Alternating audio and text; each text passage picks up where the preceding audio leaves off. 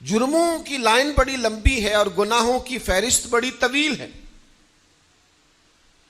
لیکن سزا نہیں مل رہی،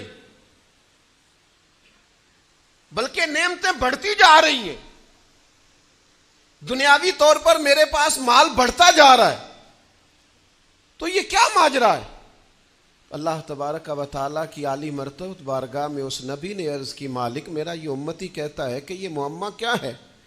تو اللہ تبارک و تعالیٰ نے ارشاد فرمایا، اس سے کہہ دو یہ جو تمہارا دل سخت ہو گیا ہے اور آنکھوں میں آنسو خشک ہو گئے ہیں، تو یہ میری سزا ہی تو ہے۔